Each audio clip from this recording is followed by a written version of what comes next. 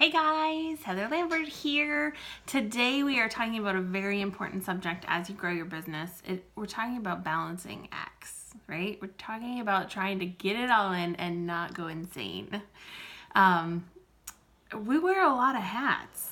We have a lot of different roles in our life, right?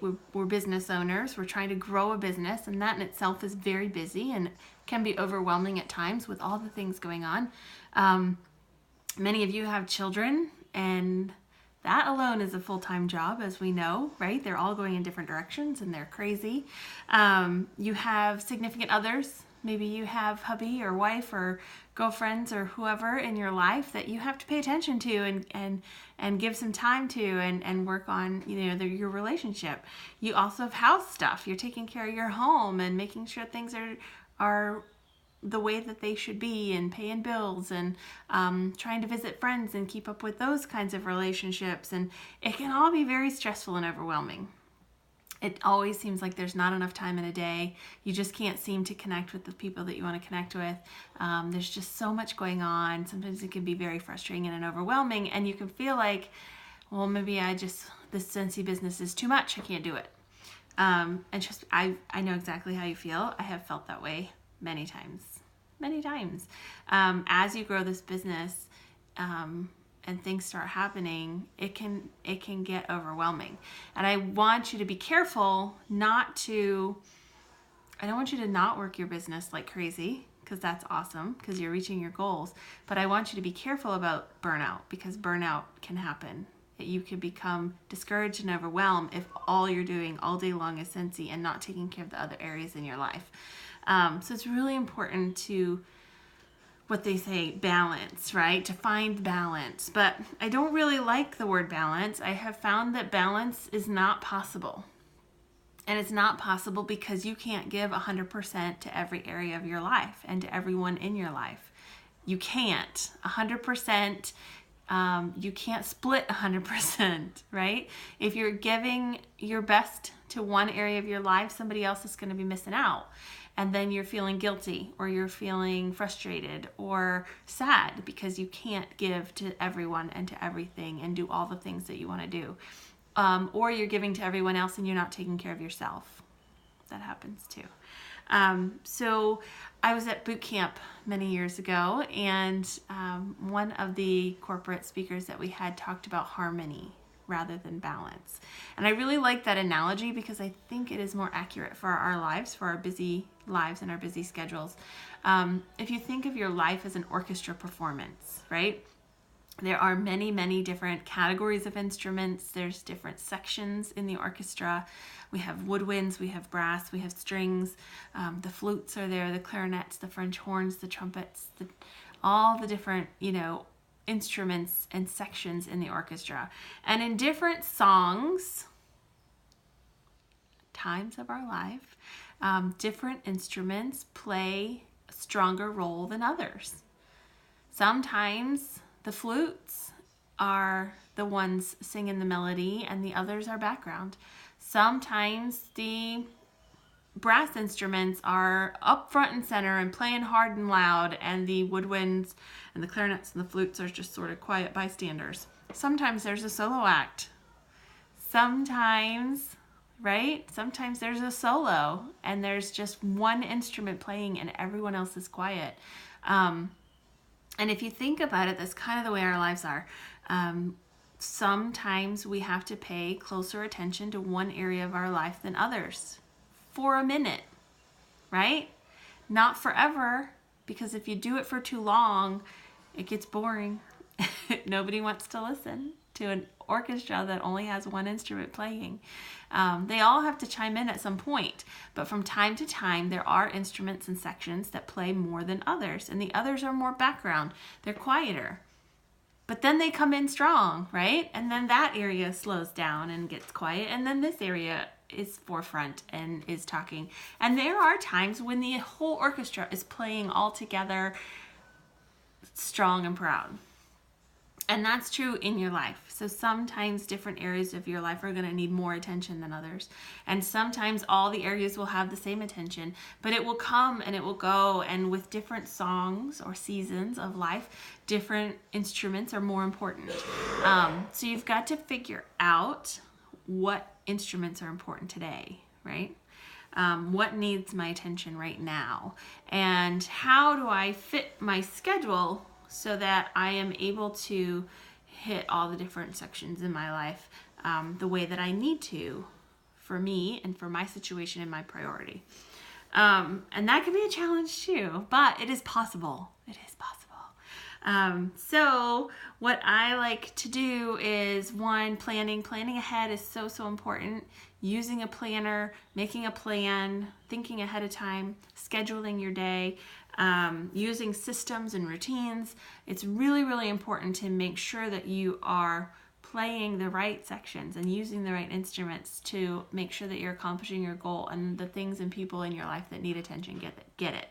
So I have some tips for you that I hope will help. And what I think is really important about all of this is that you know that no one system, no one thing is going to be perfect for everybody, and you really have to tweak and figure out what works in your life. I have been tweaking and changing my system and the way that I do and the way that I plan a lot over the last couple of years. And just when I think I got it down, it's time to change it again because something else happens or something else changes. So don't be afraid to change what you're doing or change your routine or your schedule because it's a new season of life. A new song is playing and you've got to adjust for that. But in general, all of these things can be very helpful, even if you have to switch them up and change them. So the first thing is to find a planner that works for you. You really need, seriously, to have a planner. So whether that is an online calendar on your phone, whether it's a paper calendar, whether it's a big one, a little one, a daily, a weekly, whatever works for you. I started using the Happy Planner. This is probably the 4th planner I've been through in the last year and a half. Like seriously, I've tried lots of different things and so far this is working really great. The way that I do my planning, I have a monthly calendar and I put sort of my goals and what definitely needs done this month. And then I actually copied out a daily the daily times schedule for each day, and then I have the whole week in front of me. So I like having the whole week in front of me because I can see, okay, what am I doing this week? And I have the things that must get done this week there so that I can figure out when they need to happen. But I need the times. I tried to do just a list of things for the day, and it wasn't good enough. I was losing track of my time and not using it wisely. So I really like the times, and if you listen to any of the, life guru, planner, people, success, and all this stuff, they talk about scheduling your day. And it really is helpful to schedule your day, even if it's not specifically what you're doing all day long. You have general blocks of time throughout your day that are devoted to those certain instruments, right? Those certain sections of your orchestra.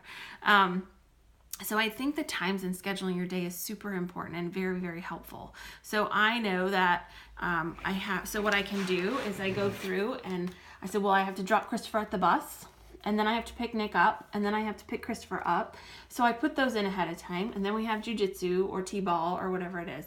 So those are in there. And then I see what blocks of time I have left, and I can decide how I need to use them.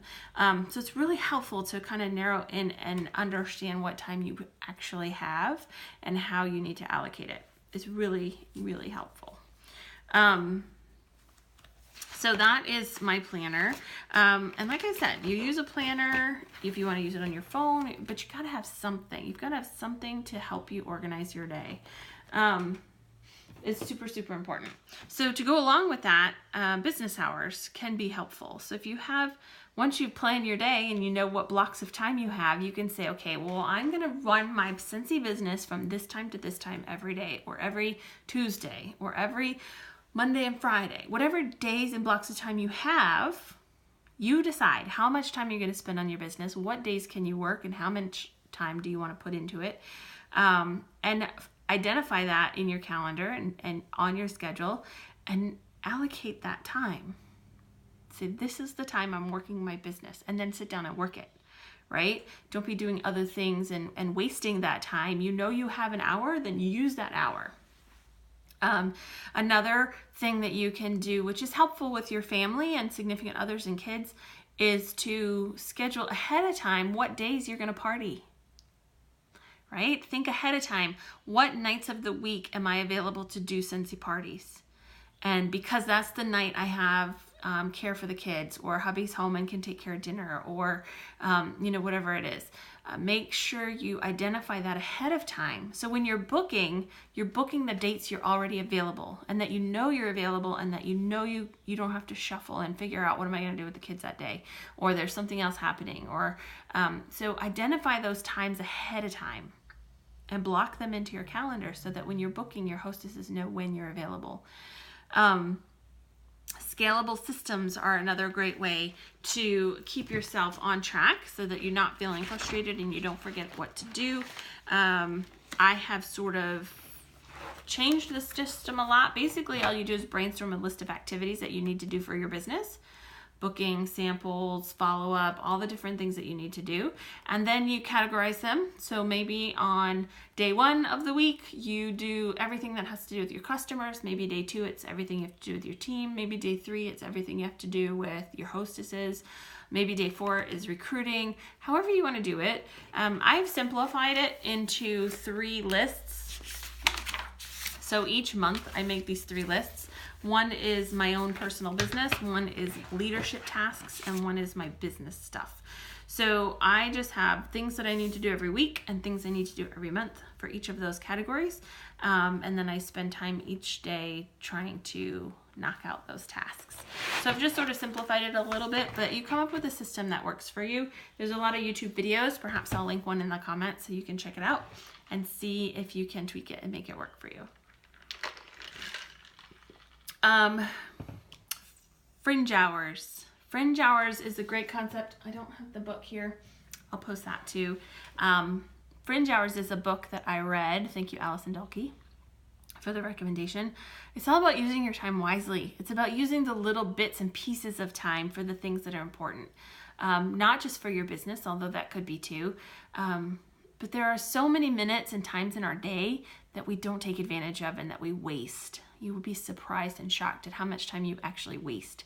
So I take Christopher to jiu-jitsu class twice a week, and I was just sitting there for an hour watching him at jiu-jitsu.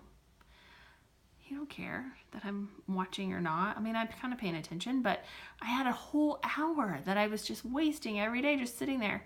I'm not with him. That's not quality time for him and I. He likes that I'm there, but how involved am I really? So I started using it to read books. And it's given me some great ideas and inspiration, some different points of view, some different training topics for you guys. I use that hour now to read. So 2 hours a week I'm reading.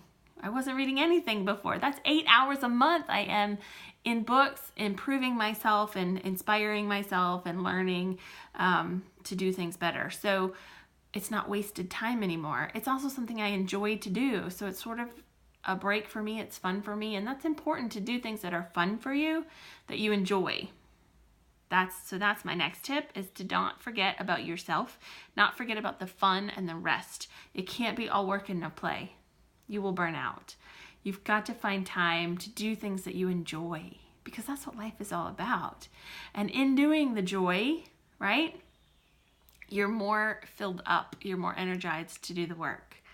And you have more things to talk about. You have more things to share. Your life looks more exciting for people to join it. If you're just sitting and working all the time, like, nobody wants to join that. I'm just saying. But if you're out having fun and enjoying your life and you're happy, because if you're taking time to rest and fuel yourself and do the fun things, then you're happier. And if you're happier, you're having more fun, and then people want to join you. So it's important to get that fun and that rest in as well. And if you've got to use Fringe Hours, the 5 minutes that you have, that I'm waiting for Christopher to get off the school bus. So I walk down and pick him off the school bus every day, and I've got 5 or 10 minutes while I'm waiting for the bus to arrive. I do a video. I post something on Facebook, I'm messaging customers, I'm taking that 5 minutes and I'm actually using it to do things that make me feel good because I accomplished something, or I connected with someone, or I can check it off my list. But it only took 5 minutes, and I utilize that time instead of wasting it. So find the fringe hours, find the fringe minutes to either get things done so you don't have to think about it later, or to do something fun for yourself, or to rest or invigorate or inspire yourself. Eat That Frog. That's a Brian Tracy book, actually, and concept. Eat That Frog just means that you're going to do the hard things first. I don't know how many of you have parents that told you had to do your chores before you could play. You got to eat your dinner before you have dessert, right? Do the hard stuff first. If you know you got to book parties, or you got to follow up and you got to call somebody and you don't want to, and it's uncomfortable and it's scary, you're not allowed to do any of the fun stuff in your business until you do that task. And once you knock it out, I promise you're going to feel so much better, and you're going to get so much more done, because it's all the hard stuff is going to be finished, and you won't procrastinate and take forever. So let's see, what else do I have for you? The real trick here is to just find systems and things that work for you. It will be hard in the beginning to create that routine and find that system and to stick with it. Consistency is key. But at the same time, don't be afraid to switch it up if it's not working, right? So hang on if it's hard, but if it's just not working at all, don't be afraid to switch it up. Make some changes, do some tweaks to make it work for you. Because once you find a system and a routine and those hours that work best, it's like magic, and it feels really good. Make the hard decisions. You got to make hard decisions sometimes. I know there's a lot of great shows on TV. Facebook can suck you in for hours. You know that it can. Sometimes you got to make hard decisions. You are CEO of a company and you're looking to grow and make a bigger paycheck. That means sometimes instead of scrolling Facebook, you need to be actually doing work that matters. Maybe instead of watching the TV show, you DVR it and you get on a training call or a team meeting instead. Right? Learn, connect, grow. Maybe it means instead of going out to dinner a couple of nights this month, we save that money and I register for reunion, or I go to world tour, or I, whatever it is, so that I can grow my business and better myself. Maybe instead of wasting time on things that aren't real important, you make the decision to do something that's going to make you more money. And sometimes we have to make those hard decisions. So I hope some of these tips and thoughts inspire you. I hope that you can create some system and some routines that will help you be productive and help you find harmony in all the different areas of your life. So make sure you comment below any of your thoughts and your comments. And if you've put something together, you try something, show us what you do and how it works for you, what hours you work, what fringe hours you're finding that you can sneak in there. I'd love to hear all of the tips. And that way I know that you have watched this video. So hope you guys are having a great day and are continuing to work on your other challenges and assignments. And I will talk to you again soon.